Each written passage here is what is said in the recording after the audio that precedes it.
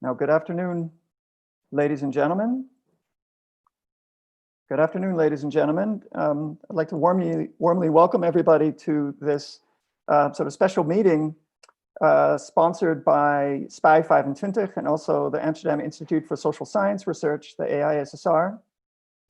It's a special meeting to actually celebrate and talk about, learn about an important new book written by Nicky Pouw, Wellbeing Economics. Actually, let me put it up here. You've seen it on the slide.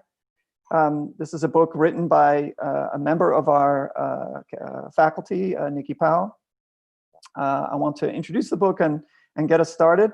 My name is Brian Burgoon, and I'm the academic director of the Amsterdam Institute for Social Science Research. And I'm also a political economist by trade when I'm not trying to help run the institute. And in that capacity, I've spent a lot of time trying to get people to take seriously the role of economic life in their study of politics. And when they're studying economic life, to take seriously the role of political life.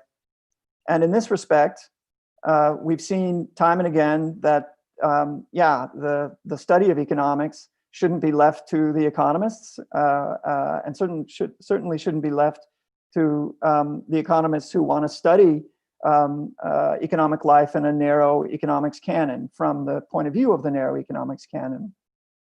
And for that reason alone, it's a great delight to see the work get sort of culminated in this book that Nicky Pouw has written. And we're going to hear about its core claims today.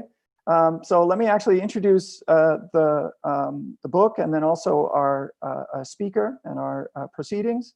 The book indeed is Wellbeing Economics, How and Why Economics Needs to Change. It's published very recently by Amsterdam University Press. It's a book that will actually articulate a variety of major lessons for how we should rethink the study of economic life.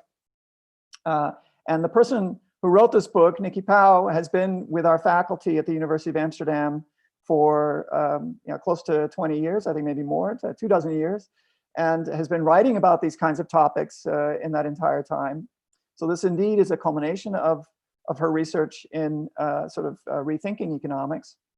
She's trained as an economist and works now in the Department of Geography, Urban Studies, Planning, and International Development. And she's a member of the program group within the AISSR called Governance of Inclusive Development. And Nicky's position officially is that of Associate Professor in the Economics of Wellbeing and Inclusive Development, so very much within the trend of this research in this book. And her work within the GID program group within the AISSR has been about trying to pioneer exactly these kinds of rethinking that we see in this book. I'm not going to say anything more about the substance of the book other than to point out that this is a big, dramatic piece of research that we're going to hear about. Nicky's going to present this work in about 20 minutes, give us a sort of an overview, a sort of précis of her book. And then when she's finished with that, we're going to hear from another colleague, who is going to comment on Nicky's book on Wellbeing Economics. And that comment will come from Professor Daniel Mügge, who's a professor of political arithmetic in the Department of Political Science. I'll introduce him a little bit more after we hear from Nicky. But without further ado, I want to give the floor to Nicky Pouw, who will give us an overview of her terrific new study. Nicky. Thank you, Brian, for this kind introduction. And thank you to SPY 25 and to AISSR for giving me this platform to talk about my new book. I've prepared a couple of slides on the book, so let me start sharing my screen now.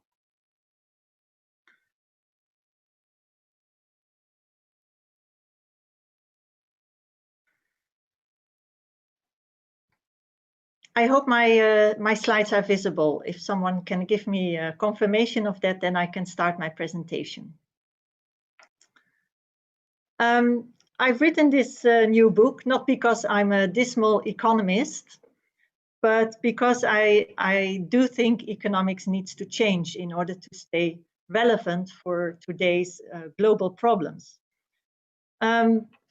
I think the COVID-19 crisis, similarly to the previous crisis that we've been through, has laid bare some weaknesses and risks of the neoliberal market-based system. I think it has confronted us with sudden shocks, with tilting points, and we were not really prepared to address these.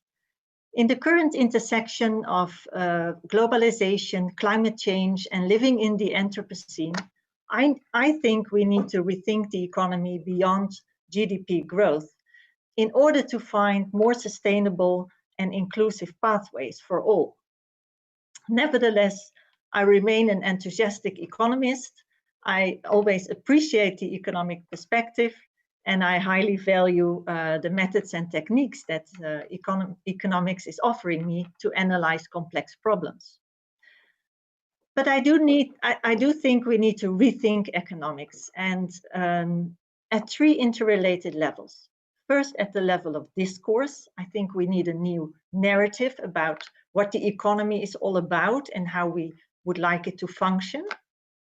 Associated to that, I think we are in need of a more comprehensive analytical framework. And associated to that, I think we need to revalue more mixed methodology and performance indicators for measuring, monitoring, and evaluating the economy. And I elaborate on all these three issues in my book. Of course, there are a lot of current proposals out there, and I also build on the ideas that are put forward by these proposals. I think most of you know, I will not delve into them deeply, just briefly mention them here. The planetary boundaries framework of Johan Rockström and his colleagues, who have designed or have calculated 9 planetary boundaries as a safe operating space for humanity. As long as we do not transgress these boundaries, we are in this safe operating space. Then, of course, the donut economy by Kate Raworth, who builds further on the planetary boundaries ideas, but adds to that the idea of a social floor, a social minimum. Then the degrowth ideas that principally say that we need to reduce consumption levels and production levels in order to have a sustainable future. And the longer standing ideas on solidarity economy, which proclaim that we need to strive for multidimensional value creation. I think these proposals are all very interesting and very valuable. They introduce new concepts and new theoretical elements, but they do not really revisit some of the basic epistemological and axiomatic principles of economics. And when I read about them, I use ideas, of course, I build further on it, but there are also questions that I have about what are the methodological implications of these new proposals. And last but not least, how is robustness warranted within these new proposals? Robustness is important for economists, and they like to maintain that with a new framework of thinking. So in the book, I introduce a new discourse associated to a new framework. And I begin with redefining some basic concepts. To me, the economy is an instituted process rather than a closed system, in which resource allocation takes place from and to economic agents and nature. Our relationship to nature cannot be disregarded. When we are making economic decisions, I think this is important to make visible. Instead of economic output or growth, I like to place well-being at the center of the economy. To me, economic agents are people who strive for the optimization of well-being continuously, instead of the maximization of individual welfare alone. That is a part of it, but that's not all of it. This renders economic decisions, of course, as quite complex. And last but not least, economic agency is entangled. We are economic agents in multiple domains of the economy, and this makes also our own decision-making complex. This leads me to define 5 axiomatic principles of what the economy is all about. And here I build further on the work by Tony Lawson, for example, who defined the economy as a social process, but also on the work of Karl Polanyi, who defined the economy as a socially and politically instituted process. So to me, the economy is this instituted process that is an open system. It is a system that is open to influences from outside.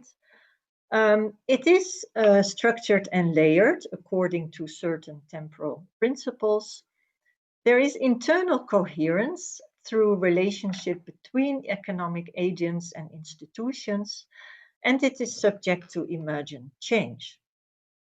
I like to picture the economy as being embedded in this broader political, social, cultural, and natural environment, as can be seen in this picture. Now, I've titled the book Wellbeing Economics because I like to place well-being at the center of the economy and what economics should be all about instead of production or economic growth. So let me define well-being. I use the definition by Professor Alistair McGregor, with whom I've worked over the years and built on his work on well-being in development. He defined well-being as a state of being with others, where human needs are met, where one can act meaningfully to pursue one's goals, and where one enjoys a satisfactory quality of life. Well-being, he says, has 3 dimensions. It has a material dimension in which we can think of things like income or housing or physical environment. But it also has a relational dimension, relational well-being, which captures our social capital, for example, or our interactions with our natural environment. And there's always, to both material well-being and relational well-being, a subjective element in which we evaluate how satisfied we are with what we can pursue and achieve in the other 2 domains. Now, people may pursue different dimensions of well-being over time. They may also prioritize one dimension over the other, depending on what they have already achieved. Or they may pursue combinations of different dimensions of well-being, or all 3 at once. What this implies to our analysis of economic decision-making is that our economic agency is entangled in multiple life domains. If we make economic decisions, we consider not only our economic agency in the market, but also in the unpaid economy. And we need to do that simultaneously somehow. Economic decisions are characterized by multiple trade-offs.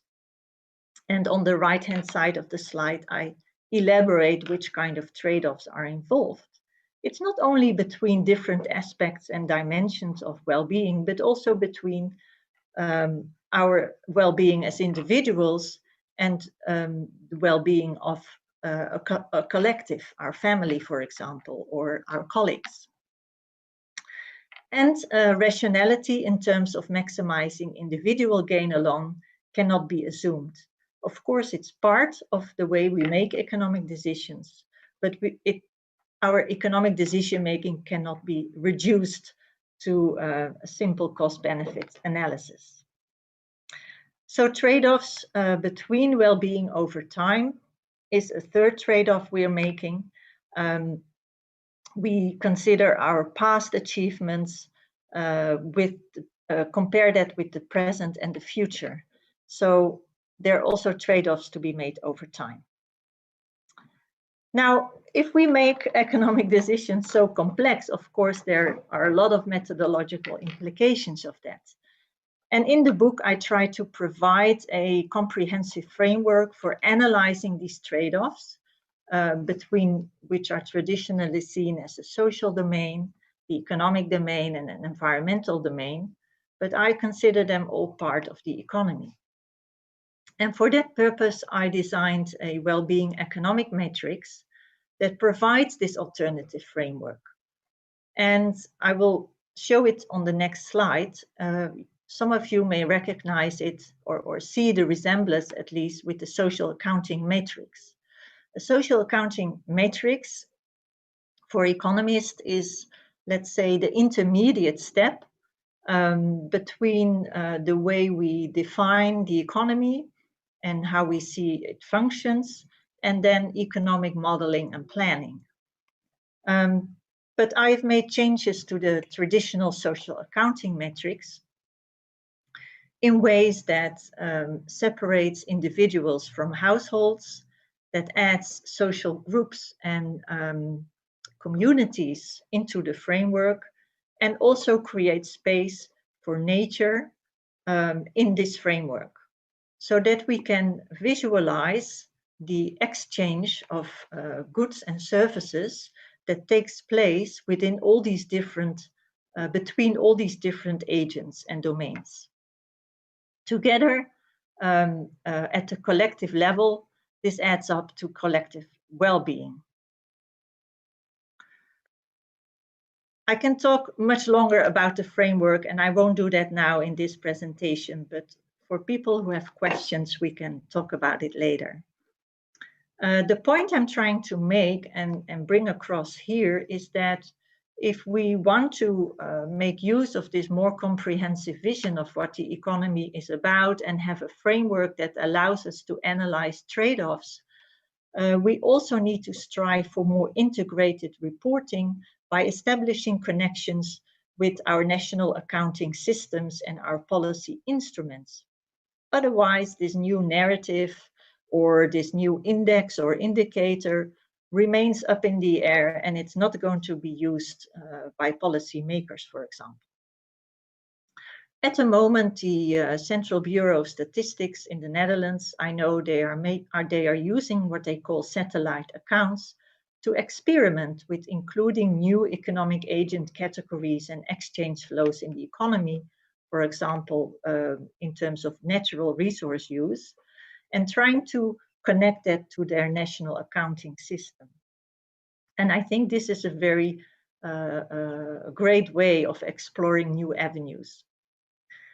And associated to that, we need to identify and design new indicators of economic performance that are actually going to be used across different policy domains.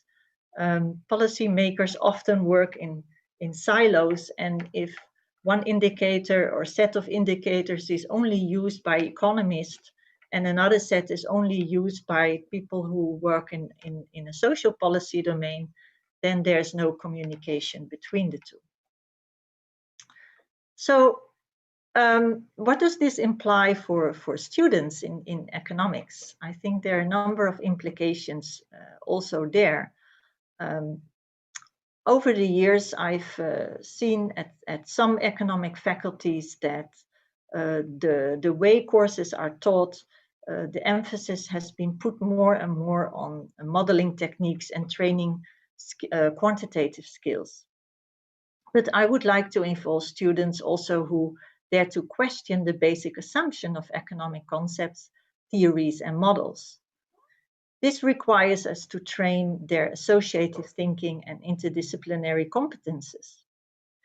And I would like them to use a much broader set of quantitative and qualitative research methods and tools. I now would like to come to my concluding remarks.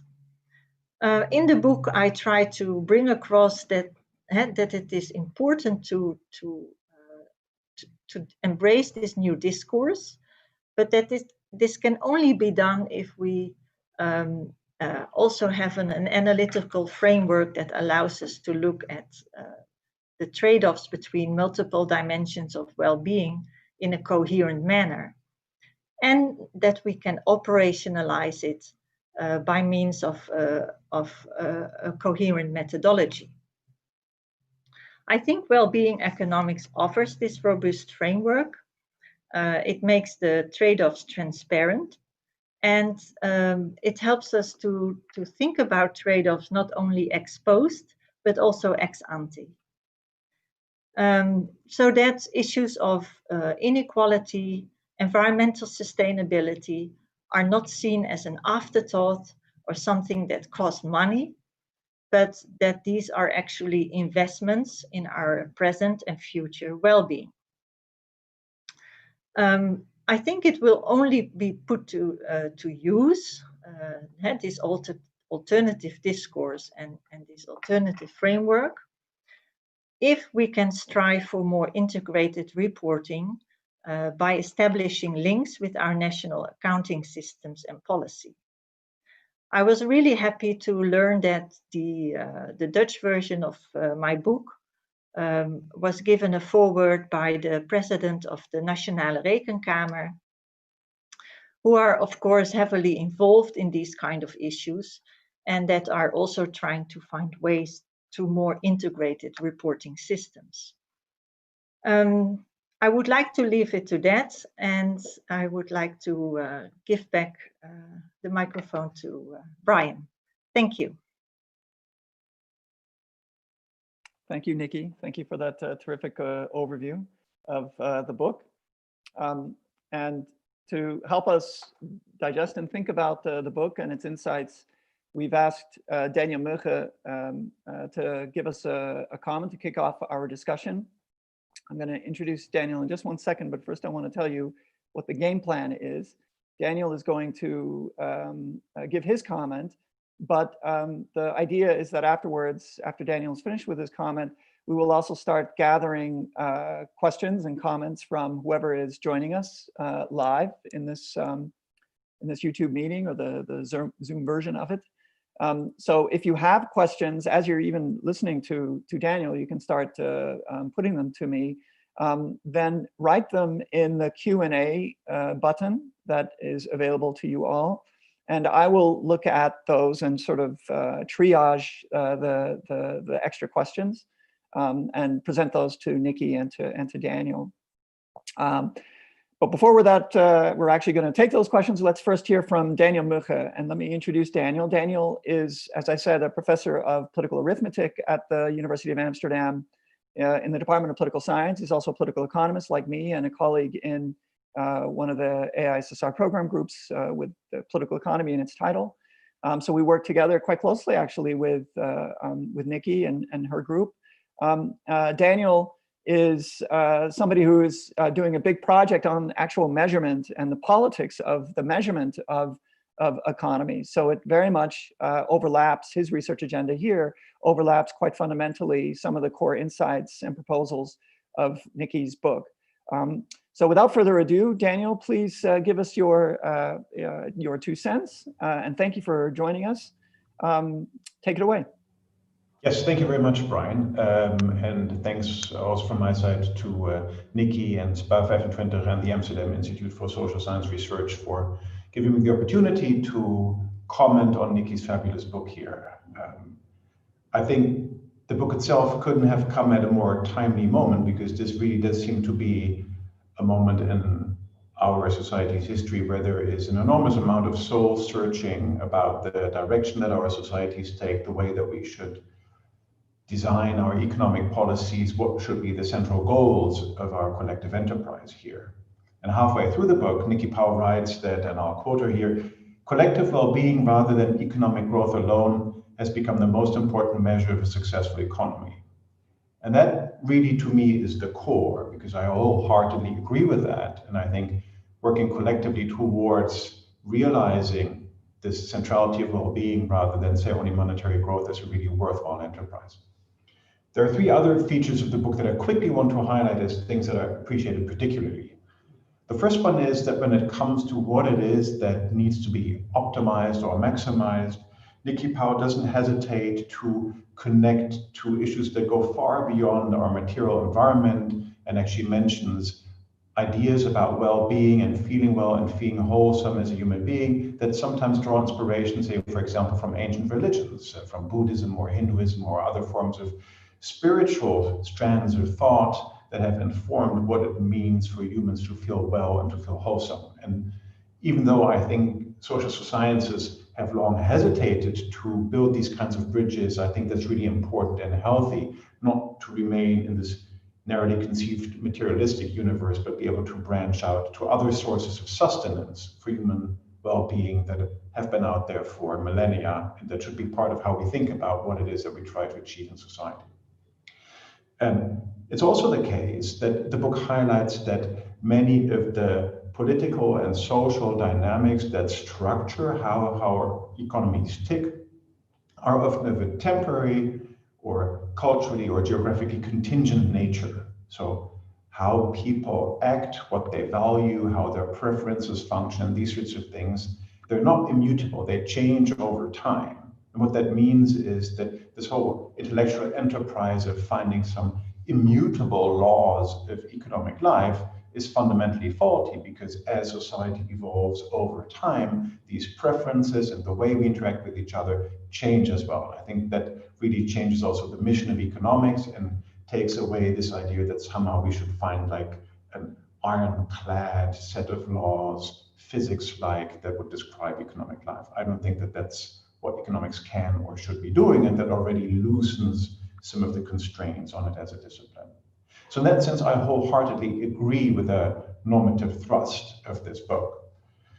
The key question then is, how can we help, or what does it take to make these kinds of ideas even more tractable in academic life, the policy world, and also in public life more generally? Now, Nicky Pouw has said a little bit already about the academic life. She's an economist, I'm not, so I'll not be able to say too much what it takes and what we can and should be doing to make this tractable in economics as a discipline. But I am somebody who has been studying the policy role in politics for quite a while, so that is something I do want to focus on. And one of the key puzzles that I've confronted in my own work about the political underbelly of indicators and statistics is the following.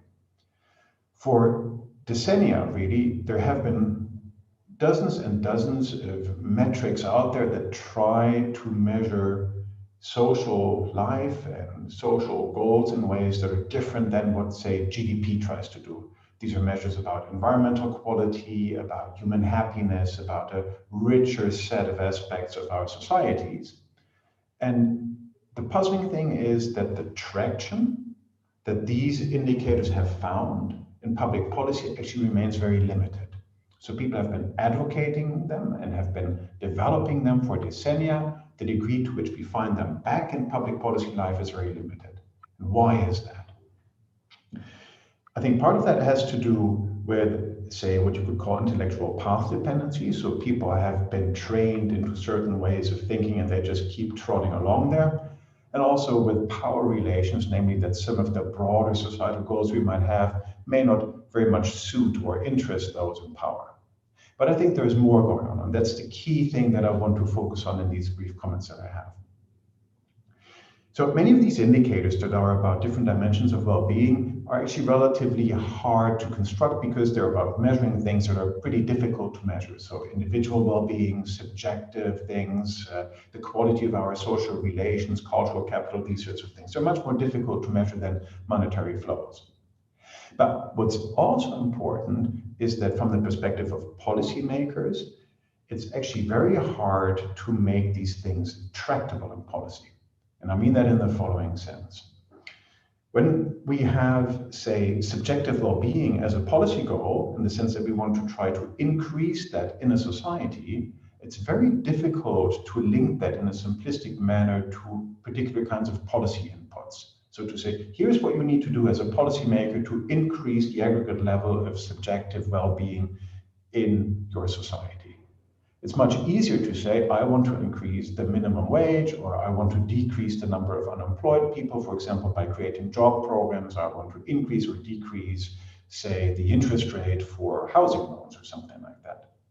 And what that means is that many of these dimensions of well-being might make very good overall ambitions, but policymakers might be hesitant to enshrine them as targets because they're so hard actually to get at in a way that you can turn a knob in policy and then see a direct effect on that particular dimension of well-being.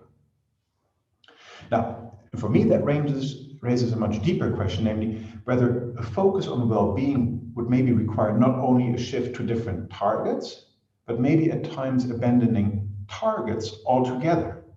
I mean that in the following sense. Maybe we should implement policies that have a general thrust towards increasing well-being, and where we trust that the policies that we use have a positive aggregate effect, for example, by allowing people to be social with each other and facilitating these kinds of social exchanges. But we would maybe abandon the hope of being able to track or quantify the specific results of these policies. Because as long as that ambition remains out there, that might limit us to tracking cause and effect relationships that are much simpler than the kinds of dynamics that Nicky Pouw highlights in her own book. So that maybe implies that a lot of, let's say, the new public management ideas, cost-benefit analyses, impact assessments, and the like might actually need to be thrown out of the window if we take some of Nicky Pouw's ideas seriously. We should, of course, use them where we find them helpful, but there shouldn't be a presumption maybe that they could function as some kind of a universal source of accountability. So the point is not only that the things that well-being economics put central are hard to measure, but they're also hard to govern directly in a way. So does what Nicky Pouw advocates here actually argue for more and better tracking of things we care about, or maybe actually for less? And ultimately you could ask, to what degree would, if you take these ideas seriously, the new economics that we might need still look like the quantitative science that economics is today? Or would maybe a well-being economics, if you follow the thought to its end, have to remove the quantitative ambitions from its core and leave quantitative forms of calculation and scholarship maybe to a more peripheral position, because the things that we really care about are untractable to the degree that we would like them to be. Now, I want to leave it here at the moment. Amazing food for thought already that I took from the book, and I look forward to engaging in a further exchange, both with you, Nicky, obviously, but also with other attendees of this webinar from now on. Thank you.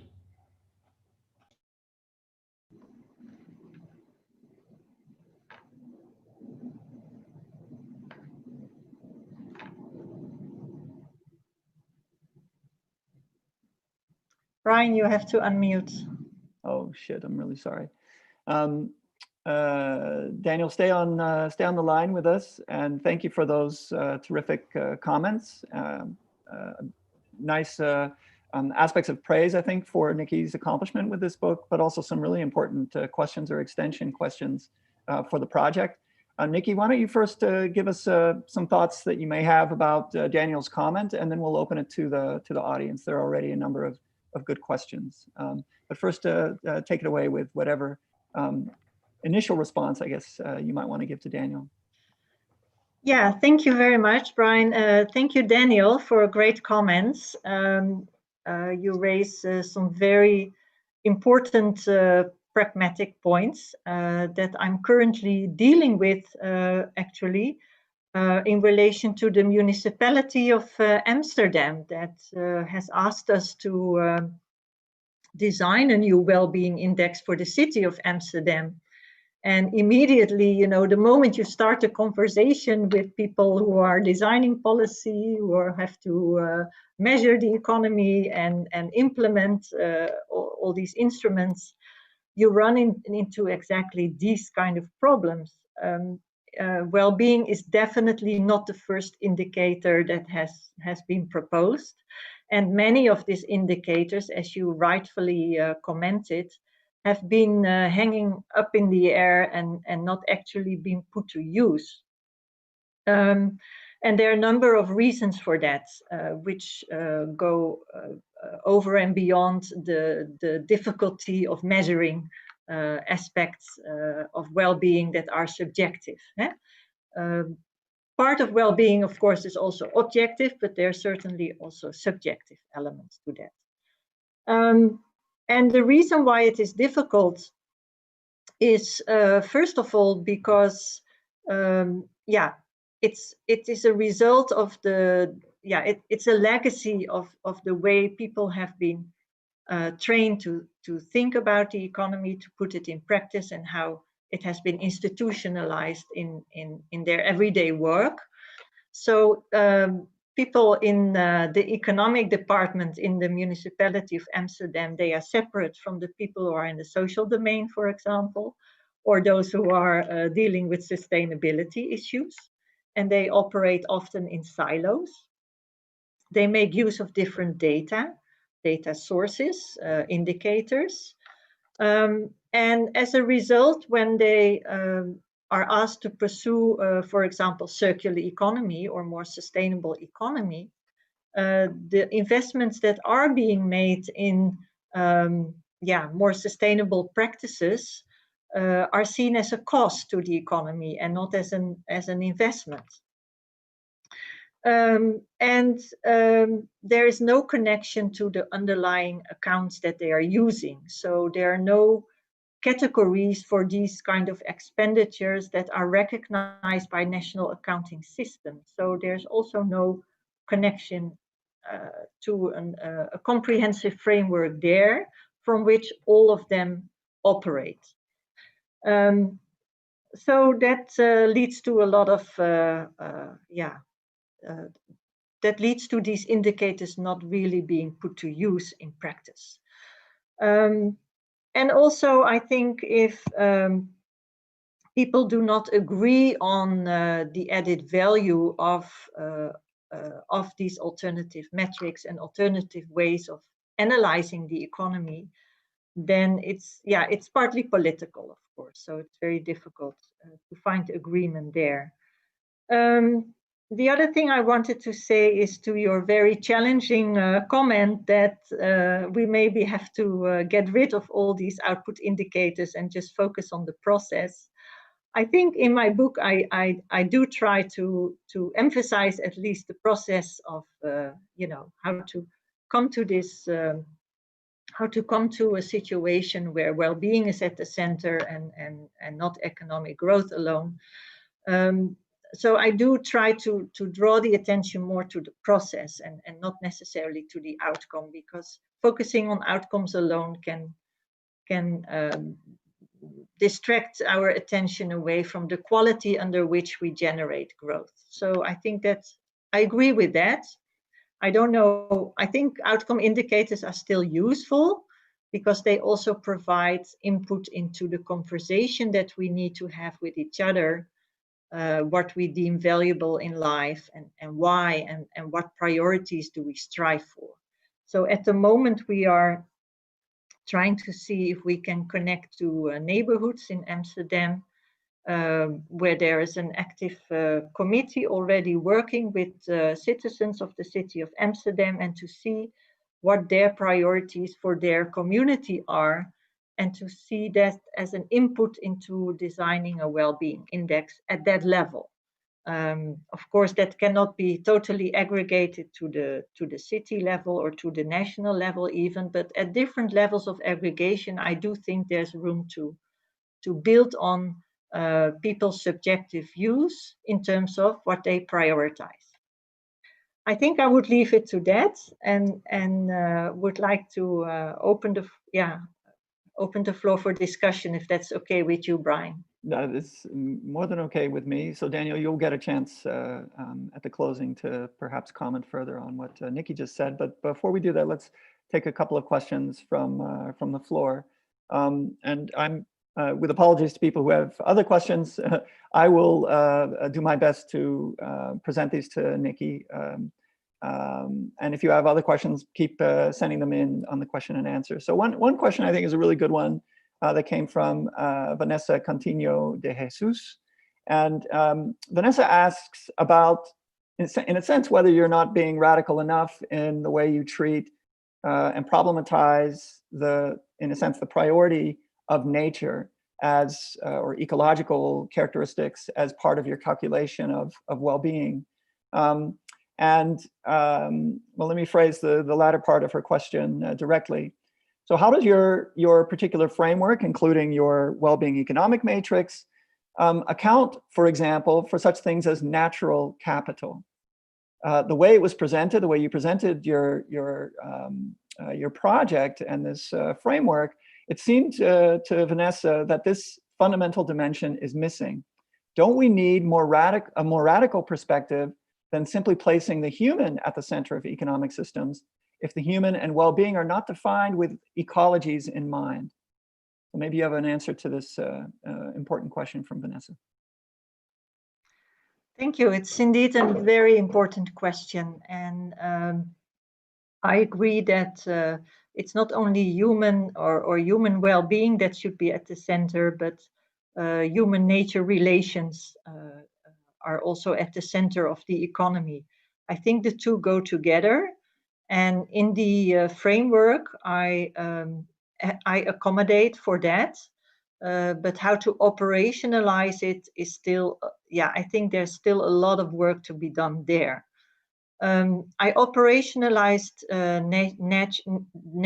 natural capital in the Wellbeing Economics matrix, so that exchanges between different domains of the economy, so how we use natural resources, are made visible, and we need to decide on how we value that then. Is it by imposing a cost to it? Are we deciding to make investments in it?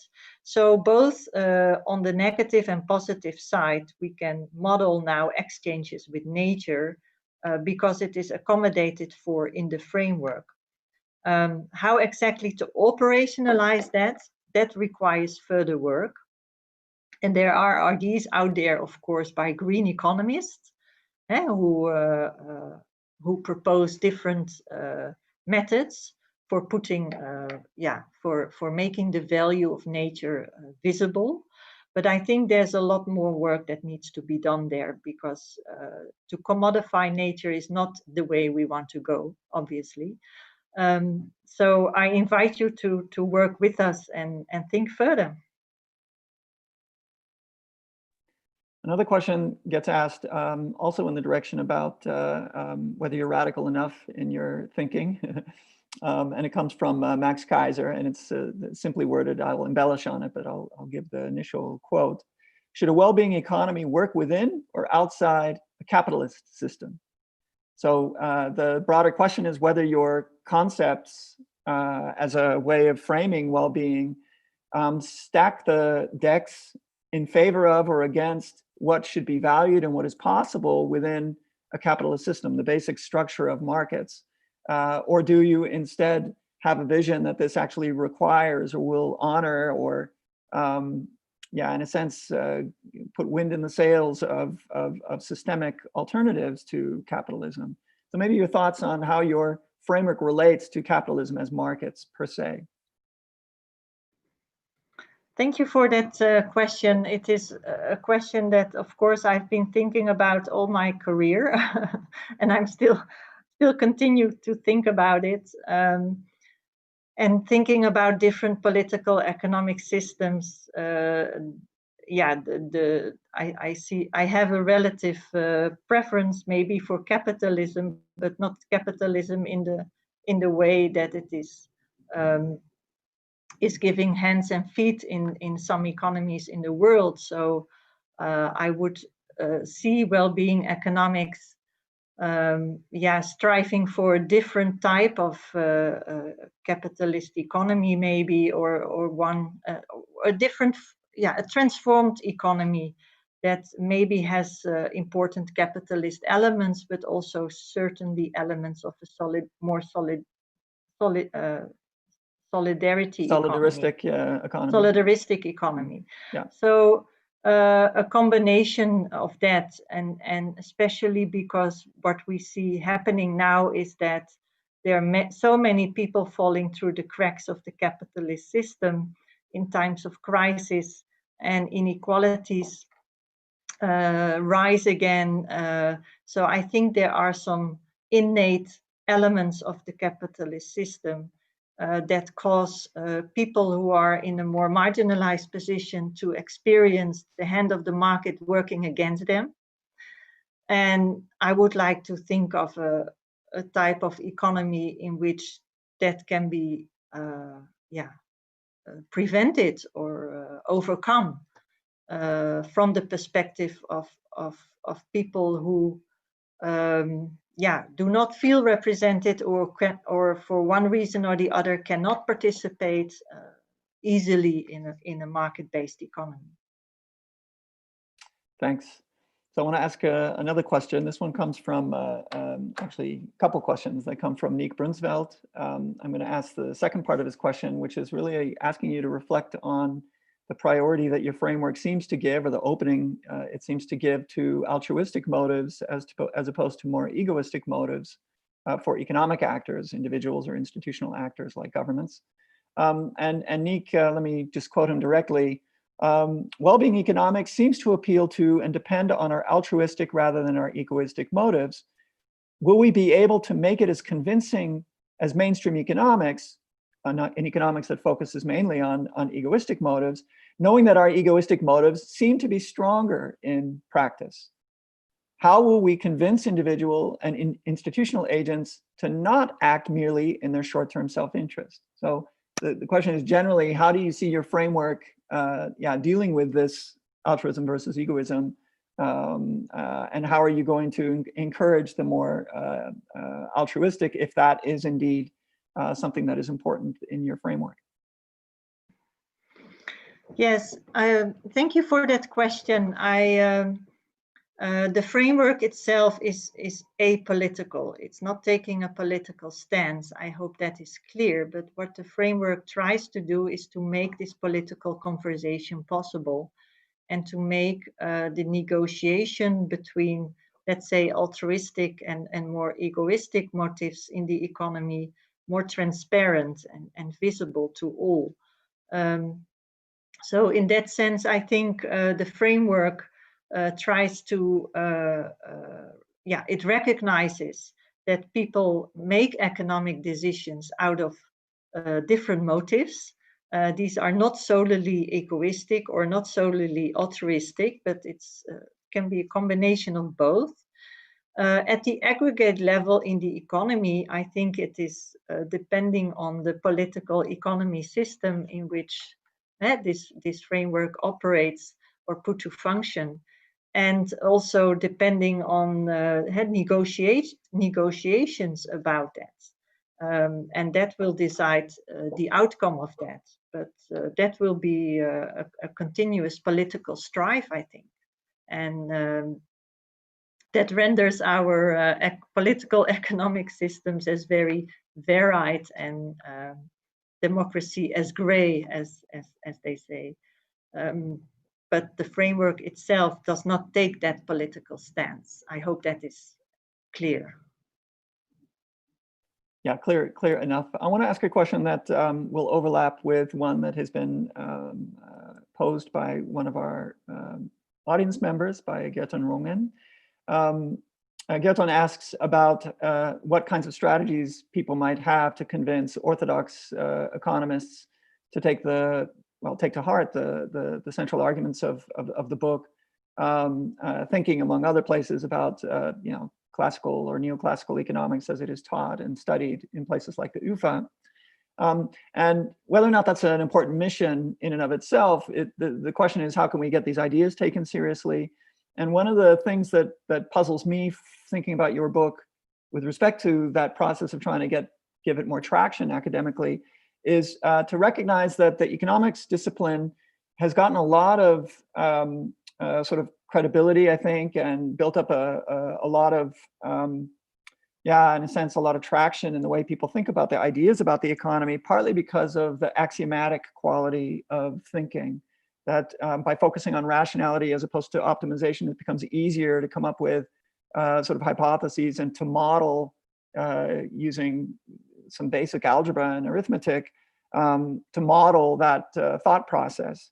Focusing on individuals rather than groups makes it easier and more palatable. Focusing on a single or a couple of dimensions rather than the multidimensionality is easier and doable within that work. Focusing on a shorter time horizon rather than complex intergenerational time horizons make it easier.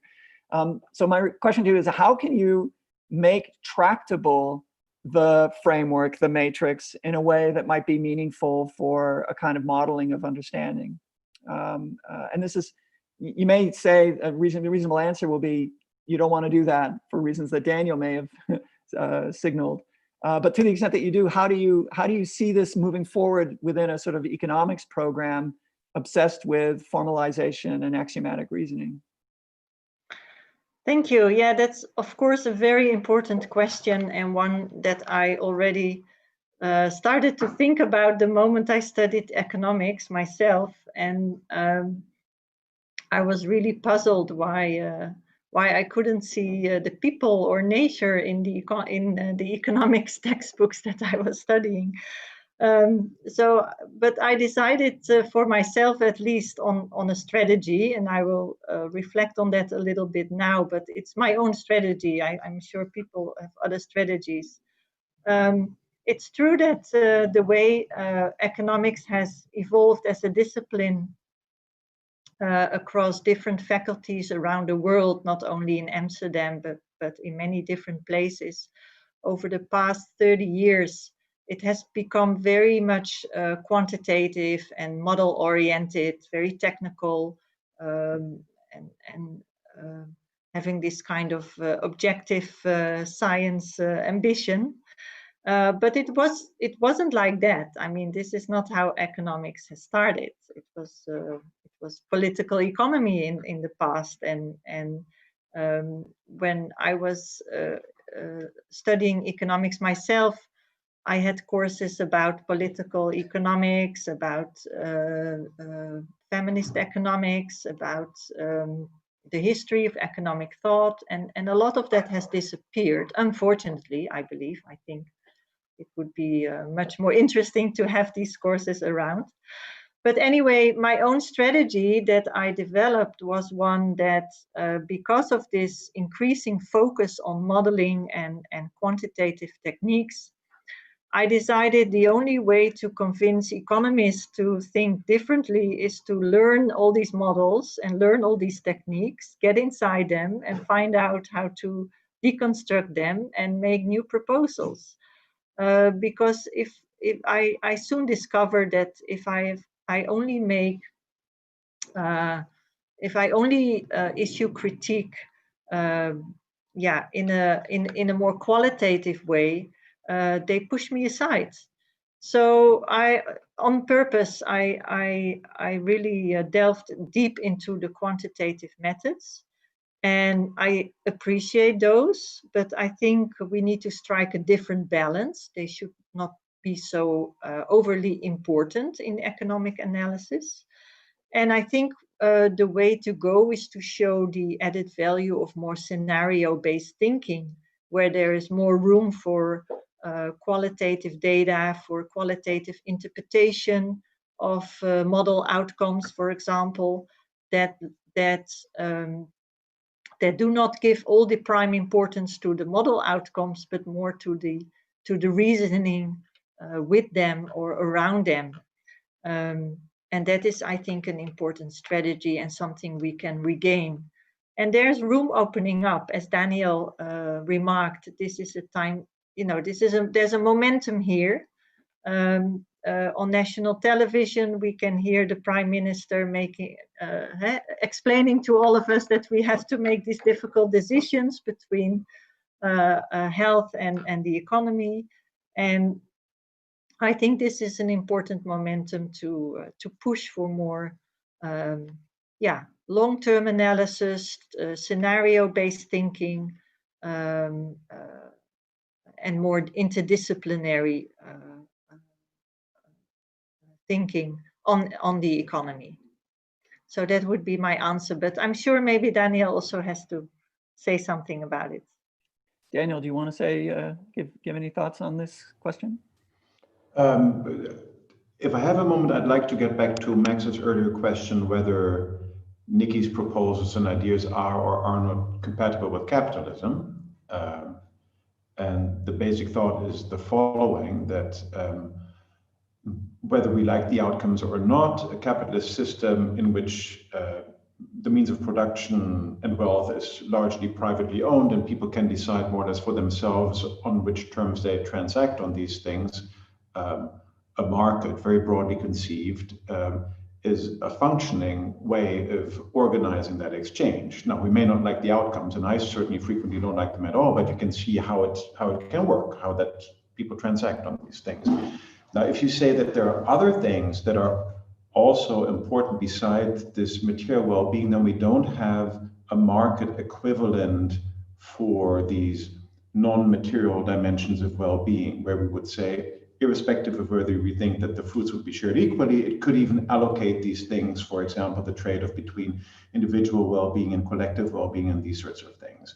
So that would seem to require that if we want to optimize, very broadly speaking, those as well, that is something that would need to be mediated even more through some kind of central set of institutions, government, globally, communities, wherever, but not something like the market.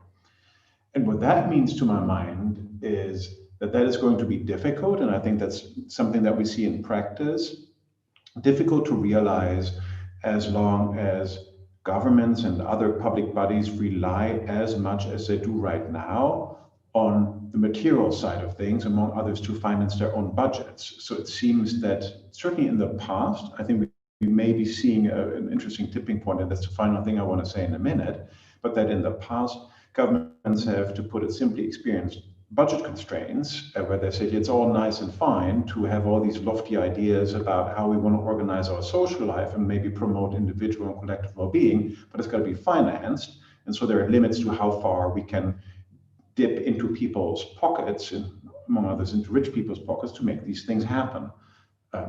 What we seem to be experiencing right now, literally during the past year, is that governments have finally owned up to the fact that if they really want to, they can just start printing money.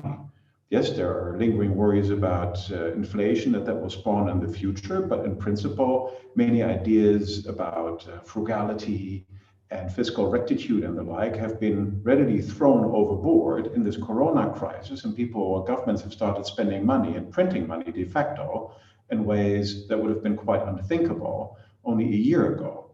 And I think there we see an opening that there is a way to finance goals, including public goals, that is not dependent on the ability and the political consensus massively to tax economic agents that operate in the market. So there does seem to be an opening for governments to set political priorities right now in the context of the corona crisis that are not immediately limited, boxed in by the budget constraints the way that they've been traditionally conceived. And that may provide a kind of opening there.